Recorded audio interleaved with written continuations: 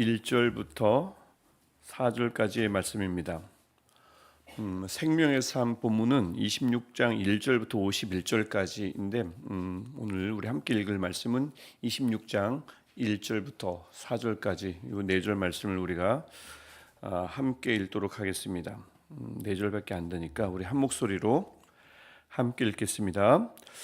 연병 후에 여호와께서 모세와 제사장 아론의 아들 엘르아살에게 말씀하여 이르시되 이스라엘 자손의 온 회중의 총수를 그들의 조상의 가문을 따라 조사하되 이스라엘 중에 20세 이상으로 능히 전쟁에 나갈 만한 모든 자를 계수하라 하시니 모세와 제사장 엘르아살이 여리고 맞은편 요단가 모압 평지에서 그들에게 전하여 이르되 여호와께서 애굽 땅에서 나온 모세와 이스라엘 자손에게 명령하신 대로 너희는 20세 이상 된 자를 계수하라 하니라.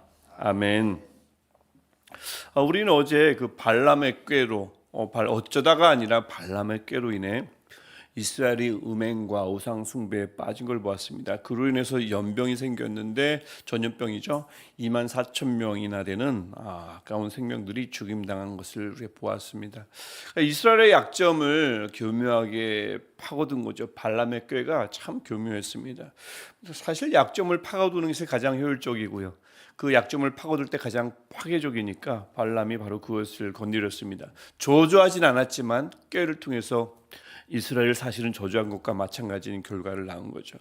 그래서 이때뿐만 아니라 어제는 제가 언급하지 않았지만 요한계시록 2장을 보더라도 버가모 교회에게 발락과 발람의 교훈을 따르지 말라고 경고하는 이유가 바로 여기에 있습니다.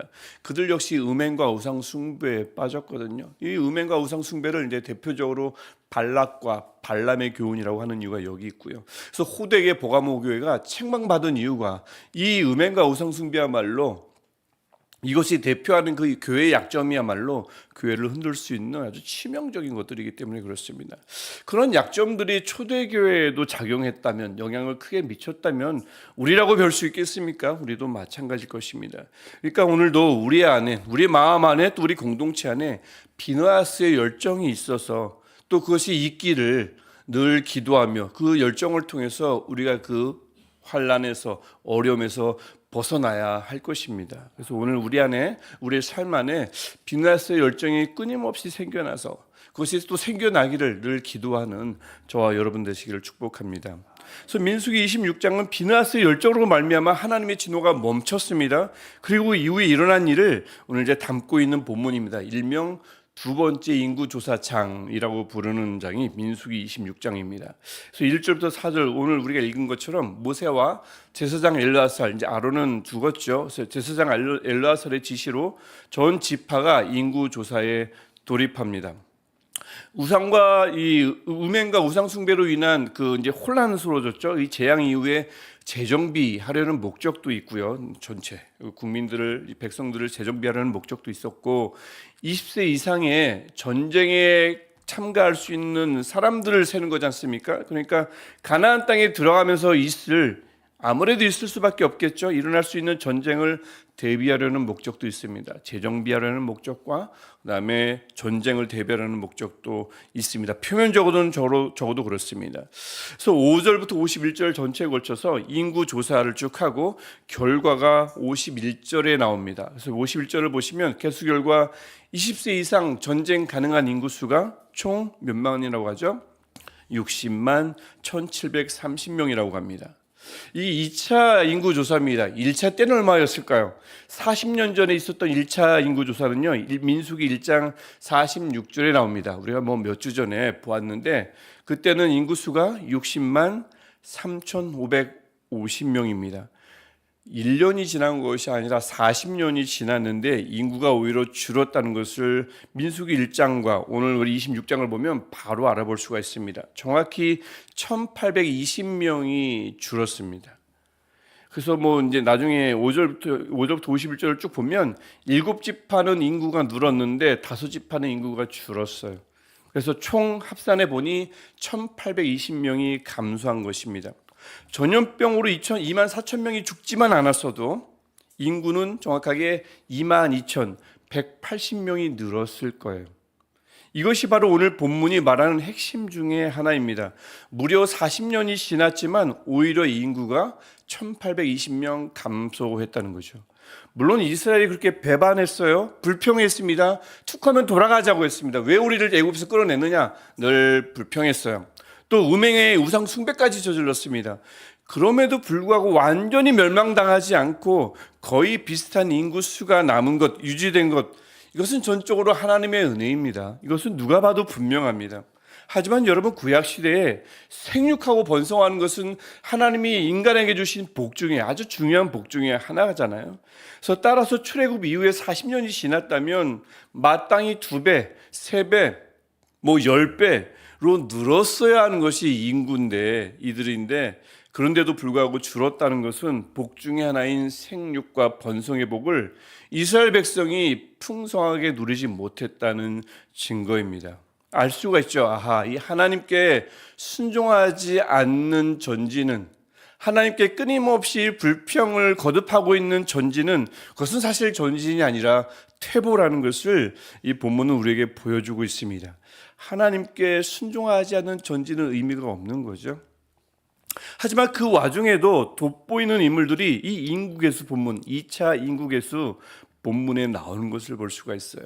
9절부터 11절에 나오는데, 먼저 9절부터 10절을 보면 고앗 자손 고라와 르우벤 지파가 기억나시는지 모르겠습니다. 민수기 16장에서 너희만 제사장이냐, 너희만 지도자냐 해가지고 모세와 아론에게 불만을 표하다가 어떻게 됐죠?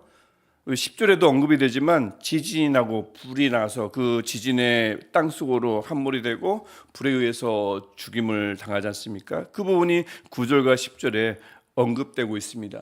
하나님이 선택한 지도자, 하나님이 선택한 제사장을 향해서 불신했던 거죠. 그것은 사람에 대한 불신이 아니라 하나님의 선택에 대한 불신이었습니다. 그래서 땅속으로 들어가서 죽임당하고 불에 타 죽습니다. 그런데 여기까지는 우리가 민수기 16장에서 함께 나눈 말씀인데 11절을 보면 뜻밖의 한 줄이 등장합니다.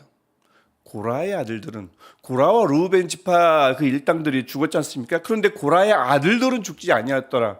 인구 계수만 쭉 하면 되는데 굳이 이 본문을 11절에 넣었던 겁니다. 아버지 고라 때문에 자손들도 다 멸망당한 줄 알았거든요. 민수기 16장에서 그냥 그렇게 나옵니다. 근데 알고 봤더니 아닙니다. 아들들은 죽지 않았어요. 어떻게요? 고라의 아들들은 아버지를 따르지 않고 하나님 아버지를 따랐다는 것입니다.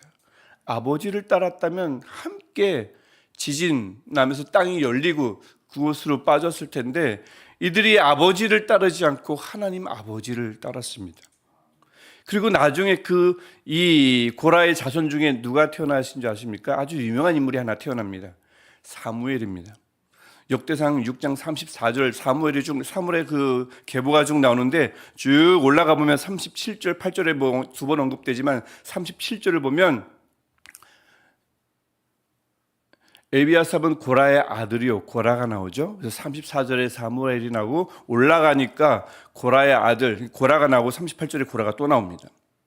그러니까 고라가 낳고 하다 보니 나중에 사무엘이 난 건데 고라가 죽었지만 아들들은 죽지 않았기 때문에 그 이후에 하나님의 정말 너무나 중요한 선지자인 사무엘이 태어난 거죠. 고라로 인해서 그 가문이 무너진 줄 알았어요. 완전히 사라진 줄 알았습니다.